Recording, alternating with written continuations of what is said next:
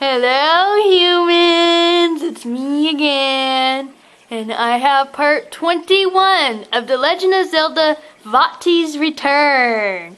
I know you guys have probably been waiting a long time for this, except you haven't been waiting for my big face up in the camera. But other than that, I hope that you're excited for this, even though it's not much gonna happen. But anyways, if you haven't watched other videos, you need to go back and see those ones, because it's not gonna make any sense. It still won't make very much sense anyways, but it'll make at least a little more sense if you watch the other episodes. Because, you know, those come before this one. Anyways, let's begin. The outside world is still so very dark, and Masaru cannot see anything. But a familiar voice calls out in the darkness. Hoot hoot! You look like a toasted marshmallow! Hoot hoot! Cape says. Cape, I can't see you, but I know what you are doing. Put your head back upright, Masaru says. Woohoo! How did it go? Did you defeat the dragon and get the fire element charm? Woohoo! Cape asks. I did, and I got a heavy hammer, Masaru says. Woohoo! Aren't you a strong boy? Woohoo! Cape says. I couldn't even get it off the ground at first, so Midna helped me, Masaru says. Woohoo! Anyways, I am here to remind you of where your next destination is, despite it clearly being listed on your map. You are going to the Wind Temple and the other mountains. Some people may even call it the Nightmare Temple. It's the worst place to be. By the way, have you found a way to travel through the dark? Woo-hoo! Cape asks. Yes, sir. Midna guides me, Masaru says. Woo-hoo! So she hasn't told you yet how you can see in the dark? Woo-hoo! Cape asks. No, she never mentioned it to me. I know Morshu sells lamps and lamp oil, but that's expensive, Masaru says. Okay, I give in. Masaru, there is a setting on your fire rod that only produces a small, manageable flame. If you use it, you can see everything around you, Midna says. How come you didn't tell me sooner? Masaru asks. I fear you may trip and burn everything, Midna says. I'm not that clumsy, Masaru says. Woohoo! Now that you know, you can freely explore the darkness. Good luck, my boy! Woo-hoo! Cape says. He takes flight, leaving the two alone in the dark. Masaru takes out his fire rod, and Midna shows him which button to press. Masaru presses the button and gets a small flame and a glow of light.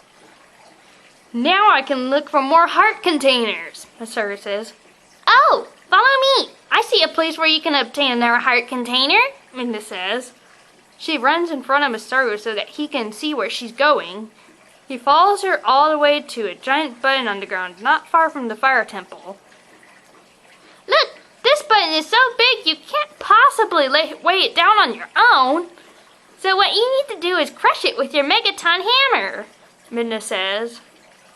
Okay, and how will this get me a heart container? Masaru asks. Just trust me, Midna says. Masaru turns off his fire rod and puts it away, pulling out his Megaton hammer. He swings and hits the button. The ground shakes and a hole opens up in the ground with a staircase. Light is coming out of the hole in the ground. Wow, I never would have known this was here, Masaru says. Well, how about you go check it out, Midna says. Masaru descends into the tunnel and makes his way down the lamp-lit tunnel. He encounters a barrier with an unlit lamp. Uh-oh, the path is blocked, Masaru says. Ooh, this must be a puzzle, Midna says. Masaru stares at it for a bit before looking at Midna. What am I supposed to do? Masaru asks. Use a tool to get past the barrier, Midna says. A tool? Oh, if I light the lamp, will it let me past? Masaru asks. How about you try it and see, Midna says. Masaru takes out his fire rod and lights the lamp. A few notes play and the barrier lifts, allowing Masaru to pass. He walks for a bit before encountering another problem. This time there's a huge gap in the path and it is much too wide to jump across. Aw, man, I can't go on, Masaru says. Yes, you can. Look for a way past, Midna says. Masaru takes a long look at the situation and finds a long root sticking out from the other side. A root. If I can reach it, I can reach the other side, Masaru says. Do you think my hook shot will reach? Sure, try it, Midna says. Masaru puts away his fire rod and takes out his hook shot. He fires it and it sticks to the root. Masaru swings to the other side. Midna extends her hair hand and uses it to swing across. Masaru continues on again until he reaches a large cracked stone. Hey, I just realized that all these puzzles required my dungeon items. I bet I can destroy this rock with my Megaton hammer, Masaru says. Good job! Maybe you aren't as dumb as I thought you were, Midna says. Masaru takes out his Megaton hammer and swings it at the stone. It breaks apart and a swarm of 20 or more keys come flying out. Ah! Masaru says, half confused and half scared. He puts away his hammer and swings his sword, hitting a few. When the swarm clears, Masaru gets a few more rupees and has 3,804 rupees. A few notes play and Masaru continues down the tunnel. Halt! You may go no further until you've answered my questions, a voice calls out. Masaru stops and looks around. A man about the same height as Masaru approaches from the darkness barefooted. Yes, sir. Ask away, Masaru says. First question, why are you in my house? The barefooted man asks. Well, you see, sir, Masaru begins, sweating nervously. I didn't know this was your house. I was looking for a heart container. Second question, what do you need this heart container for? The man asks, refilling a heart container. I'm on a mission. If I have that heart container, it will make it easier for me to obtain the power needed to save Zelda and all of Hyrule, Masaru says. Third question, is it really worth it to save the world if nobody will appreciate you anyways? The man asks. Look, I made a mess. A huge mess. People have probably died because of me.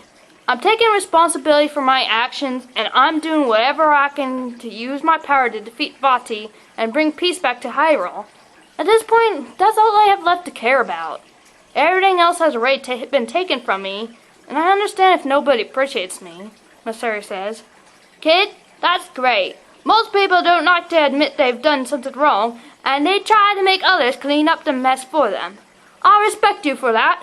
Take this heart container, the man says. Masaru takes the heart container and holds it above his head. Midna rolls her eyes. Thank you so much, sir, Masaru says. Bring back the sun for me, alright? The man asks. Sure thing, Masaru says, and runs out of there. That's all for part 21, and I hope you've enjoyed it. Part 22 and the parts following it are going to be a little repetitive, and I apologize for that. I'm trying to do something about that to kind of vary it, because there's something big coming, and I don't want to spoil it for you in this episode.